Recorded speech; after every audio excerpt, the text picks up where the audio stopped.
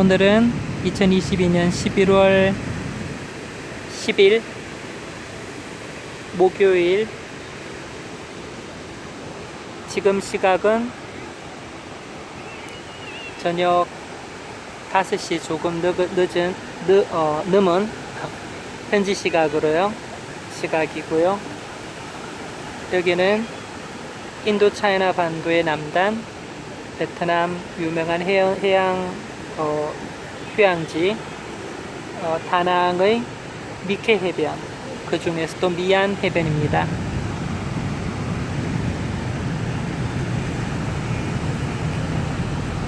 동쪽 하늘임에도 불구하고 하늘빛이 너무 고와서 한참 동안 넉넉고 하늘과 바다 그리고 파도 또 그리고 사람들 바라보고 또 감상하고 느끼고 감사하고 있었습니다.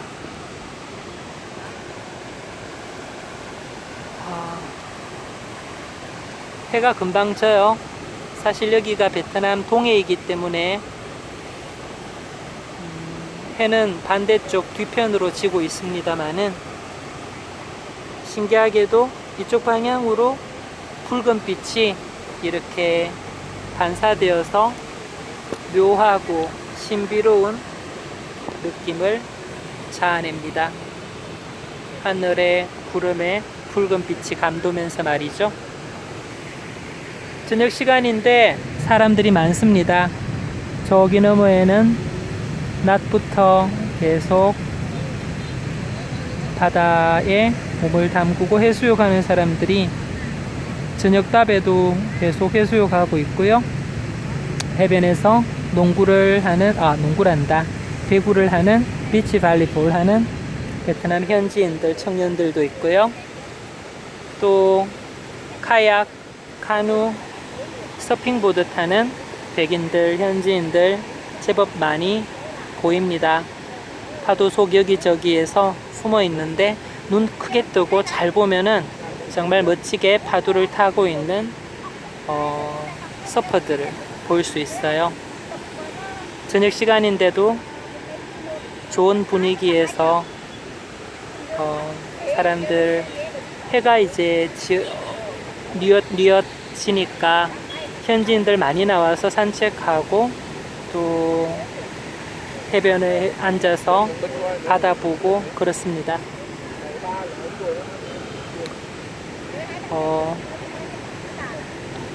이제 저는 여기 베트남 다낭 12날 동안의 일정을 공식적으로는 오늘이 마지막으로 하고 내일이 체크아웃 하는 날이거든요.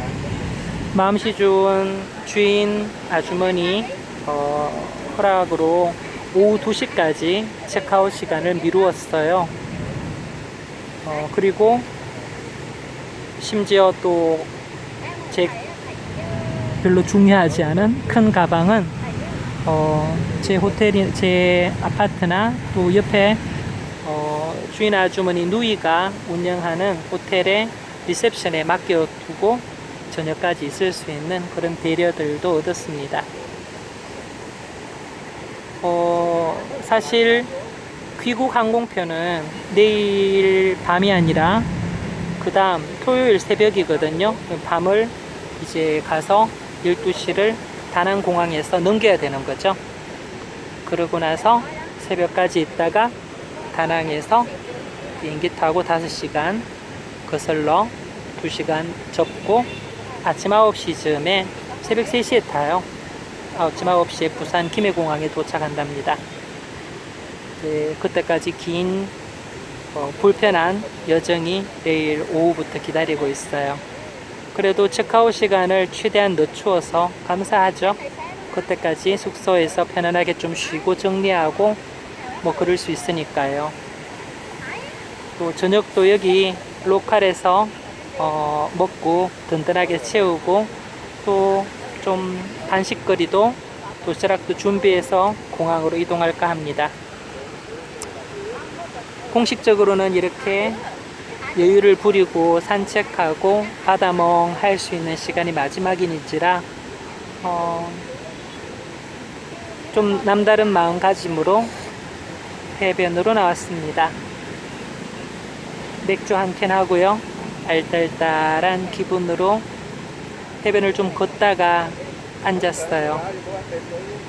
그리고 귀에 이어폰 꽂고 제가 좋아하는 노래들 듣고 그렇게 앉아 있으면은 정말 세상 남부럽지 않은 행복이 이게 아닌가 싶은 생각이 들 정도입니다.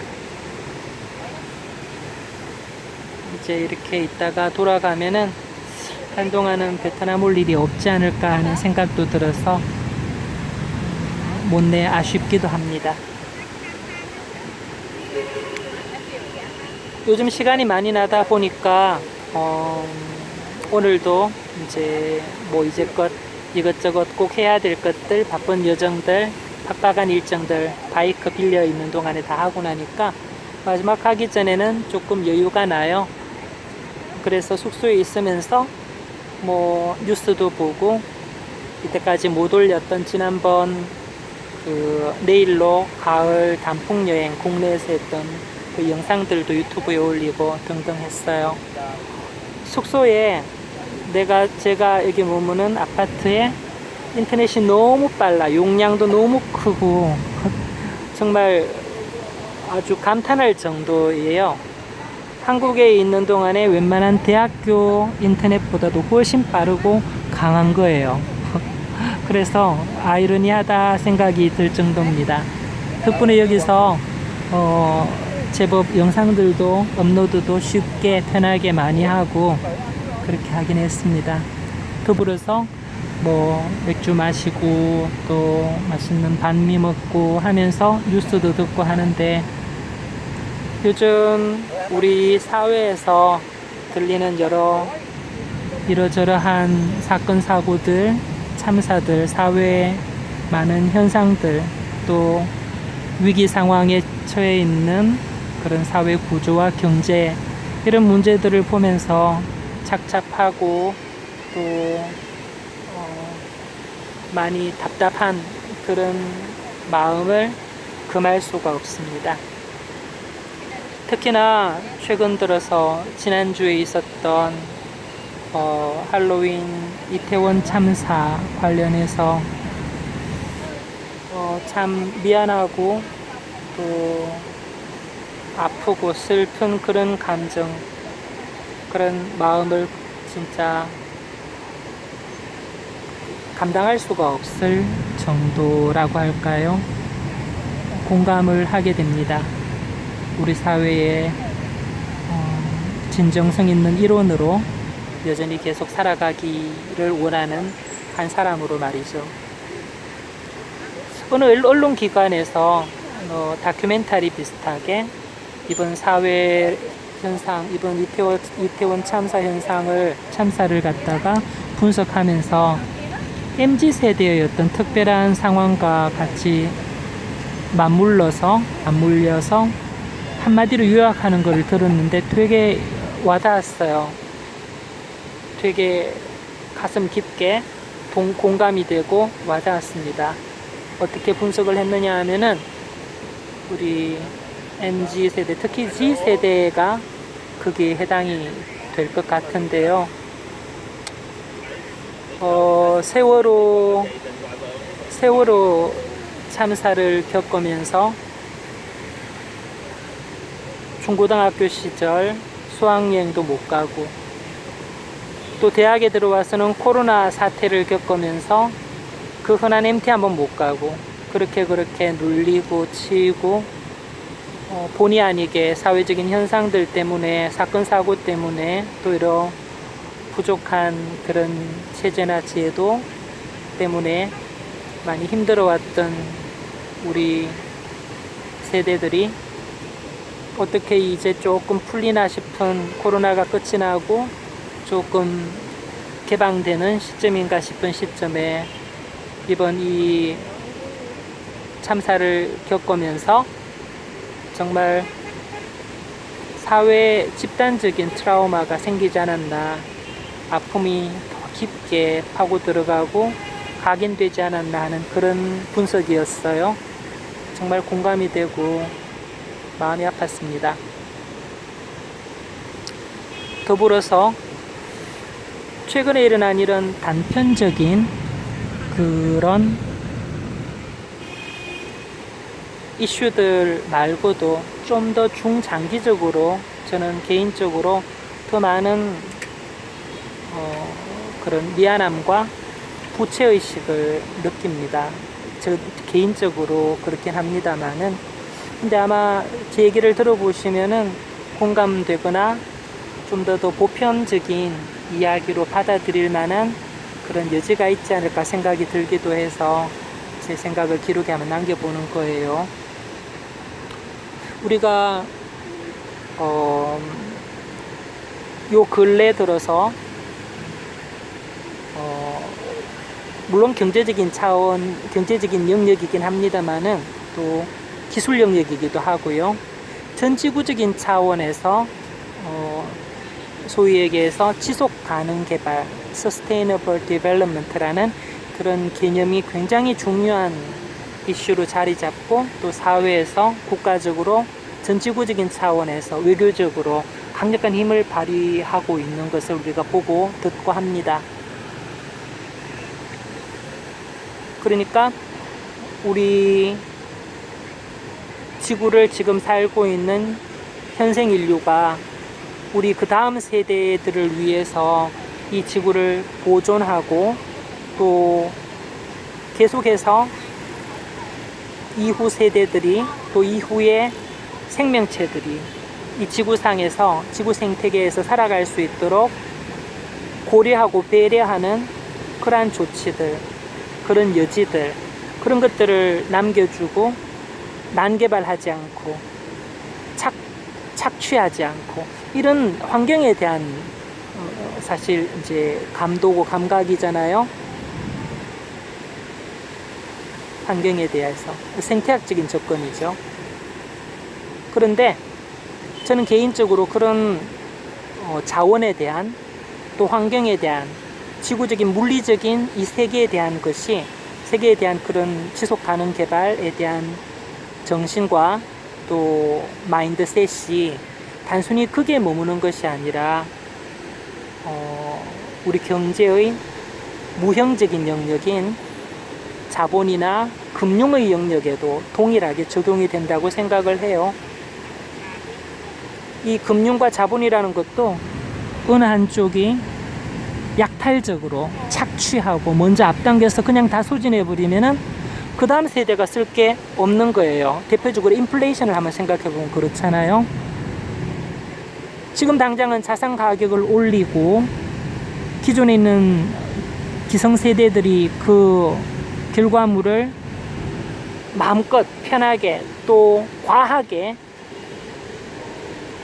수확하고 쓸 수 있는 그런 유익은 있을지 몰라도 그 악영향과 그 폐해가, 그 사이드 이펙트가 고스란히 우리 그 다음 세대들에 전가되고 그 다음 세대들이 아픔으로, 폐해로 그렇게 안아야 할 부분이란 것에 대한 감각을 저를 포함한 이전 세대는 전혀 가지지 못했던 것 같아요. 이거는 사회 불평등과 부의 분배와도 관련된 문제인데요. 사회 불평등이나 부의 분배의 문제가 동시대적으로 그리고 또 횡단적으로만 이것이 적용되는 것이 아니라 조금 거시적이고 더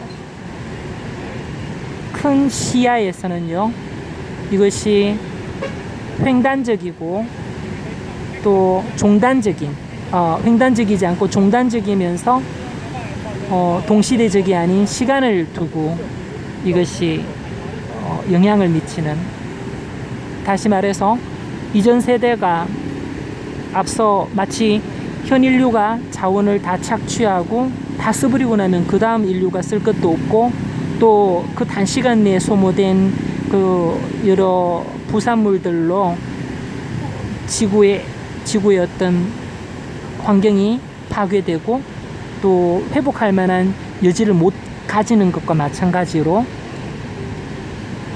금융이나 자본의 그 영역에서도 동일한 부분들이 그대로 적용이 되고 작동한다고 생각을 해요. 저를 포함한 이전 세대들이 아무런 반성이나 고민 없이 이후 세대들에 대한 배려 없이 이기적으로 약탈하고 착취했던 그 자본의 결과, 그 풍요의 시대를 누렸던 그 결과, 물론 전부 다는 아닐 거예요. 또 거기에는 횡단적인 부의 불균형, 불평등으로 인해서 소수의 그 가진 자들의 횡포와 약탈이 있었겠죠. 아무튼 그 결과로 안타깝게도 이후의 세대들은 동시대적인 사회의 불평등처럼 이전 세대가 그렇게 남획하고 약탈하고 착취했던 금융과 자본 덕분에 이후의 세대들은 누리고 나누고 얻을 수 있는 소확을 거의 가지지 못한 상황이 되어버렸어요. 그게 지금 우리 사회의 현실 아닌가요? 대부분의 청년들이, 젊은 세대들이 더 이상 희망을 갖지 못하고 미래에 대해서 기약하지 못하고 절망 속에서 하루하루를 살아가고 있는 현재의 모습 말이에요. 거기에 대해서 일말의 양심의 그 가책이나 책임을 못 느낀다고 한다면은 그거는 진짜 천박하고, 그리고 천박하디 천박한 자본주의 그 사회의 부분들일 수밖에 없죠. 교양이 있다라는 말의 영어 표현이 educated라는 뜻인 줄 혹시 알고 계시나요? 최소한의 교양이 있다면은 받은 교육을 바탕으로 그런 감각들을, 그런 민감성을 키우고 또 그것을 실천할 수 있는 최소한의 그런 자세와 태도, 책무성을 가지는 그것이 교양의 기본 아닐까요? 그게 아니면서 그냥 돈만 가지고 있다면 그거는 그냥 졸부고 그 돈 값을 못하는 쓰레기죠.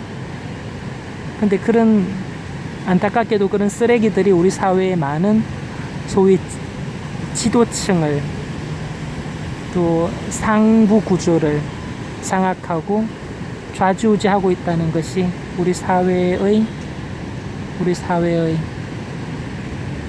안타까움이고 절망이고 우리 사회의 아픔입니다. 제가 뭐 그런 지위도 아니고 그런 것을 주도할 만한, 전혀 그런 것과 상관없는 내 코가 석자인 미천한 서민의 한 사람일 뿐이지만은, 그냥 그래도 그 풍요의 시대를 묻혀서 살아왔던 기성세대의 한 사람으로서 무한한 책임감과 부채의식을 느낍니다. 느껴야 해요.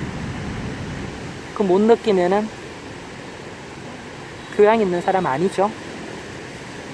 스스로 최소한의 교양을 자부한다고 하고 배운 것에 대해서 그래도 자신한다는 사람이라면은 그래서는 안 될 것 같아요. 저는 개인적으로 그렇게 생각을 해요.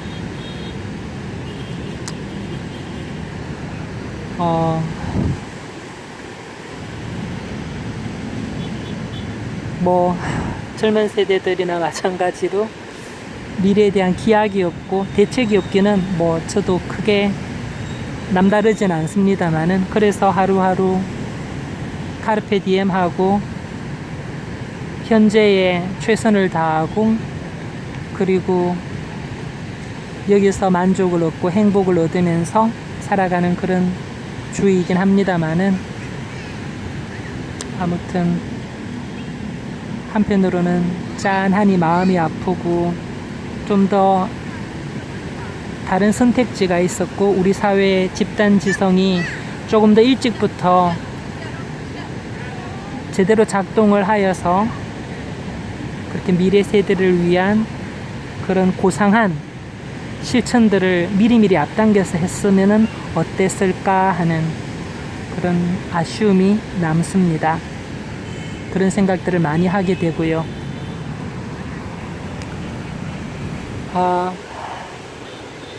어느새 밤이 깊어갑니다. 해변의 조명이 밝혀지고요.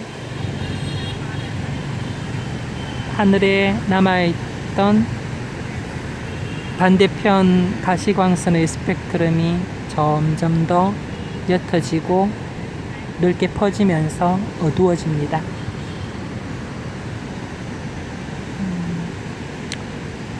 무슨 대책도 없으면서 그래도 대책이 없어도 비판하거나 비평하거나 반성하지 않으면 안 되잖아요. 대책이 없다고.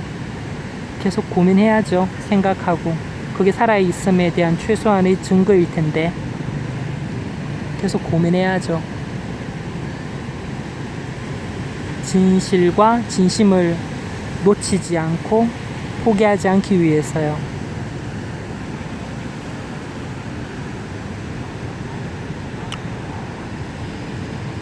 제 여정이 언제까지 계속될지는 모르겠지만은 내일의 시간이라는 건 제 게 아니니까요.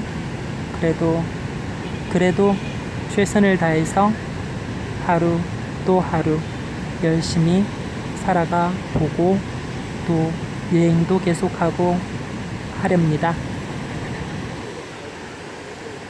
이제 돌아가야겠네요. 밤이 깊었습니다. 이만 여기까지 할게요. 오늘은요.